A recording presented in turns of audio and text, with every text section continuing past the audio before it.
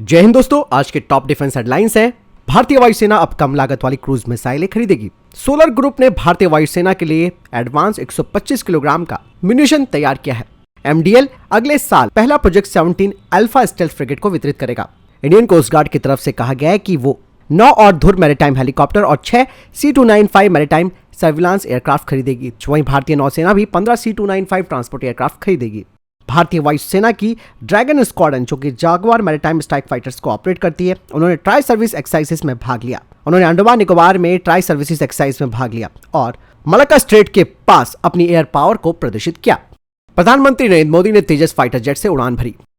बढ़ते पहले defence update की तरफ। दोस्तों, आप सब जानते हैं कि अर्जेंटीना में नए राष्ट्रपति चुने गए हैं, जिन्होंने पाकिस्तान और चाइना दोनों को एक बड़ा झटका दे दिया है। अर्जेंटीना के नए राष्ट्रपति जावियर मिलेई हमेशा से चीन का विरोध करते आए हैं और उन्होंने साफ तौर पर ऐलान भी किया है कि वो चाइना के साथ कोई बिजनेस नहीं करेंगे। ऐसे में आप समझ सकते हैं कि वो पाकिस्तान और चाइना के द्वारा बनाए गए JF-17 को खरीदने का विचार छोड़ सकते हैं। फिलहाल अर्जेंटीना के फाइटर जेट डील में F-16 विमान जो है सबसे आगे चल रहा है और उसके बाद भारत का स्वदेशी लाइट कॉम्बैट LCA तेजस कड़ी टक्कर दे रहा है। और आज भारतीय प्रधानमंत्री नरेंद्र मोदी जी ने इस फाइटर जेट को उड़ाकर इसकी काबिलियत दुनिया को दिखाई और एक बड़ा संदेश दिया है। अर्जेंटीना ने चीन, रशिया और भारत को लेकर अपनी नीति में बड़े बदलाव के संकेत भी दे दिए हैं। साथ ही जेवियर मिले ने यह आरोप भी लगाया था कि चाइना ने उनके विरोधियों का समर्थन यूट्यूब पर प्रसारित करवाया था। अब ऐसे में कहा यह जा रहा है कि अर्जेंटीना का चीन विरोधी जो रुख है, उसे देखते हुए यहाँ पर अर्जेंटीना या तो अमेरिका के F-16 को चुनेगा या फिर भारत के तेजस फाइटर जेट को चुन सकता है।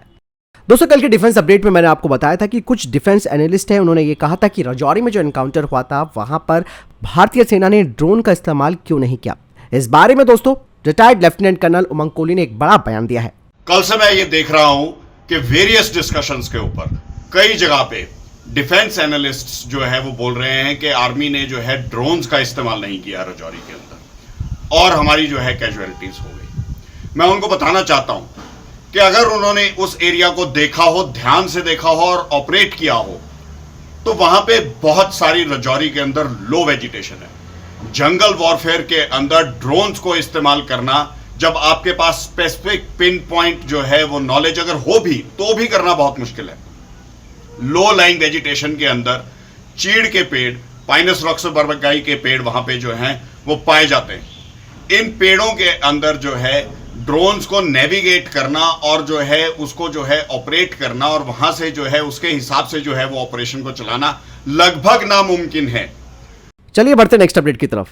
मजगांव डॉक शिप बिल्डर ने कहा है कि वो first project 17 alpha stealth frigate को भारतीय नौसेना को 2024 के मध्य में डिलीवर करेगा और बाकी के जो 3 फ्रिगेट्स हैं उनकी डिलीवरी 2027 तक को कर देगा। वहीं दूसरी तरफ गार्डन रीच शिप बिल्डर पहले 2 प्रोजेक्ट 17A स्टेल्थ फ्रिगेट की डिलीवरी 2025 से करेगी और तीसरा फ्रिगेट 2026 में इंडियन नेवी को डिलीवर कर देगी। बढ़ते अगले अपडेट की तरफ। इकोनॉमिक एक्सप्लोजिव लिमिटेड के वाइस प्रेसिडेंट ने एक बड़ा बयान दिया। उन्होंने कहा कि उनकी कंपनी ने कटिंग एज 125 किलोग्राम का फ्रेगमेंटेड बॉम्ब को तैयार किया है भारतीय वायुसेना के लिए, जो कि दुश्मनों की इंडस्ट्री, उनकी फोर्टिफिकेशन और उनकी जो लाइट आर्मर्ड व्हीकल्स है उनको निशाना बना सकता है और ये कंपेटेबल भी होगा वर्तमान और भविष्य के एयरक्राफ्ट्स के लिए और इनकी जो शेल्फ लाइफ है वो करीबन 30 साल की होगी।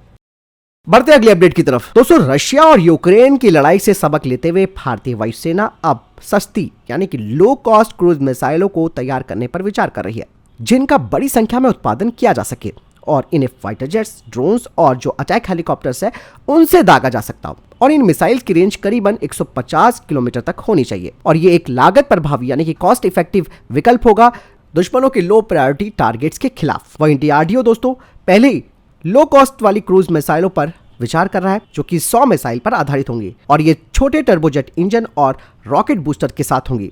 लेकिन अब कहा जा रहा है कि ये जो प्रोग्राम है वो बिल्कुल नया होगा। बढ़ते नेक्स्ट अपडेट की तरफ। दोस्तों, भारत के प्रधानमंत्री ने HAL का दौरा किया। इसके अलावा उन्होंने तेजस लड़ाकू विमान से उड़ान भी भरी। यही प्रधानमंत्री नरेंद्र मोदी ने कंपनी की समीक्षा भी की। प्रधानमंत्री नरेंद्र मोदी ने कहा कि मैं आज तेजस में उड़ान भरते हुए अत्यंत गर्व के साथ ये कह रहा हूं कि हमारी मेहनत और लगन के कारण हम आत्मनिर्भरता के क्षेत्र में विश्व में किसी से कम नहीं है। दरअसल तेजस फाइटर जेट को खरीदने के लिए कई देश भारत के साथ बातचीत कर रहे हैं। ऐसे में प्रधानमंत्री नरेंद्र मोदी ने एक संदेश दिया है कि ये फाइटर जेट न केवल भरोसेमंद है बल्कि एक ताकतवर फाइटर जेट है और अगर भारत से तेजस फाइटर जेट कोई देश खरीदता है तो भारत उन चुनिंदा देशों की लिस्ट में शामिल हो जाएगा जो कि फाइटर जेट्स को बेचते हैं। चलिए बढ़ते हैं नेक्स्ट अपडेट की तरफ। दोस्तों, पाकिस्तान भारत का मुकाबला करने के लिए अब long range air launch weapons को शामिल करने की तैयारी कर रहा है। पाकिस्तान विशेष रूप से Harbah NG anti ship cruise missile और Taimoor air launch cruise missile को एक मजबूत निवारक के रूप में रखने के लिए इन पर और ज्यादा इन्वेस्ट कर रहा है। आप सब जानते हैं कि भारत ने long range air defence system में काफी इन्वेस्टमेंट किया है, जो कि पाकिस्तान के लिए एक बड़ा खतरा बन गया है। पाकिस्तान के हवाई क्षेत्र की सीमित गहराई को देखते हुए ये पाकिस्तान के लिए बहुत बड़ी चुनौती बन चुका है। इसलिए पाकिस्तान की एयरफोर्स रणनीतिक रूप से उन्नत और लंबी दूरी के हवा से लॉन्च की जाने वाले हथियारों के विकास पर ध्यान केंद्रित कर रही है। बता दें कि 1200 किलोमीटर रेंज वाली तैमूर पाकिस्तान के शस्त्रागार में एक प्रमुख हथियार है। 1200 किलोग्राम के वजन के साथ ये पाकिस्तानी एयरफोर्स को स्टैंड ऑफ क्षमता प्रदान करता है, जिससे कि दूर के लक्ष्यों पर सटीक हमला करने में मदद मिलती है। वही हरबा एनजी एक और महत्वपूर्ण विकास है पाकिस्तान का, जिसका इस्तेमाल सरफेस वॉरशिप्स और लैंड बेस्ड व्हीकल से किया जा सकता है। इस मिसाइल में डिजिटल सीन मैपिंग एरिया कोरिलेटर प्रणाली लगी हुई है। यही नहीं, हवन एनजी एक इंफ्रारेड और एक्टिव रडार होमिंग के साथ है, जिसमें कि टर्मिनल स्टेज सीकर भी शामिल है। और यह उन्नत मिसाइल पाकिस्तान की नौसेना क्षमता को बढ़ाती है, जो कि एंटी शिप अभियानों के लिए एक शक्तिशाली उपकरण पाकिस्तान की नौसेना को प्रदान करता है। चलिए बढ़ते हैं नेक्स्ट अपडेट की तरफ। दोस्तों, पतंजलि की आयुर्वेदिक चिकित्सा और वेलनेस का जो फायदा है वो इंडियन आर्मी के जवानों को मिलेगा। पतंजलि योगपीठ ने इंडियन आर्मी के साथ एक MOU साइन किया है, जिसमें कि योग, आयुर्वेदिक चिकित्सा और वेलनेस प्रोडक्ट से भारतीय सैनिकों के स्वास्थ्य की रक्षा की जा सकेगी। इसके अलावा दोनों के बीच आयुर्वेदिक क्षेत्र में अनुसंधान और IT आदि के क्षेत्र में मिलकर कार्य करने को लेकर भी सहमति बन चुकी है। पतंजलि योगपीठ की तरफ से कहा गया है कि उत्तर भारत क्षेत्र बरेली हेडक्वार्टर में इंडियन आर्मी और पतंजलि योगपीठ के मध्य अलग अलग विषयों पर केंद्रित एक महत्वपूर्ण MOU हस्ताक्षर हुआ है। इसके अलावा कहा जा रहा है कि पतंजलि के सहयोगी संस्थाओं के द्वारा जो रिटायर्ड भारतीय सैनिक हैं, उन्हें प्राथमिकता के आधार पर काम भी दिया जाएगा। इसके अलावा पहाड़ों पर पलायन रोकने के लिए वाइब्रेंट विलेज को भी बढ़ावा दिया जाएगा, जिसके लिए रोजगार के अवसरों को पैदा किया जाएगा। बढ़ते नेक्स्ट अपडेट की तरफ, जो कि आदित्य L1 को लेकर आ रही है। इसरो के अध्यक्ष S सोमनाथन जी ने कहा कि सूर्य का अध्ययन करने वाला अंतरिक्ष मिशन आदित्य L1 अपने अंतिम चरण के काफी करीब पहुंच गया है और इसके L1 पॉइंट में प्रवेश करने की जो प्रक्रिया है वो 7 जनवरी 2024 को पूरी हो जाएगी। और ये अंतरिक्ष यान 125 दिन में हमारी धरती से लगभग 15 लाख किलोमीटर की यात्रा करने के बाद लॉन्ग्रेजियन पॉइंट L1 के आसपास एक प्रभा मंडल कक्षा में स्थापित होगा। चलिए बढ़ते नेक्स्ट अपडेट की तरफ। दोस्तों, जिस तरीके से चाइना के पास 4 ब्रांचेस हैं, उनकी थल सेना, वायुसेना, नौसेना और रॉकेट फोर्स, ऐसे में चाइना अब स्पेस में भी अपनी एक नई ताकत को बढ़ाने की कोशिश कर रहा है।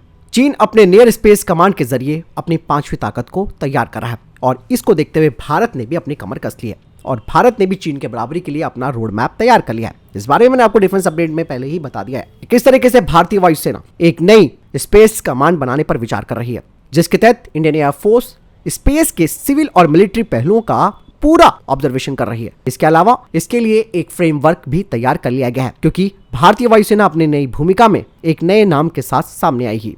अंतरिक्ष फोर्स बनाने के लिए इंडियन एयरफोर्स ने स्पेस सैटेलाइट की एक बड़ी फ्लीट तैयार करने का भी फैसला कर लिया है, जिसके तहत 31 जो सैटेलाइट्स है वो इंडियन एयरफोर्स के लिए छोड़े जाएंगे, जिनका इस्तेमाल नेविगेशन, रियल टाइम सर्विलांस और वेदर प्रेडिक्शन के लिए किया जाएगा। और इस चीज में उनका साथ देंगे DRDO और इसरो। तो फिलहाल ये थे अभी तक के टॉप डिफेंस और स्पेस अपडेट्स। वीडियो के संबंध में कोई प्रश्न, जवाब, आपका कोई सवाल है, कमेंट सेक्शन में लिखकर जरूर पूछ सकते हैं। मिलता हूं नई वीडियो के साथ। ख्याल रखिएगा अपना। जय हिंद, वंदे मातरम।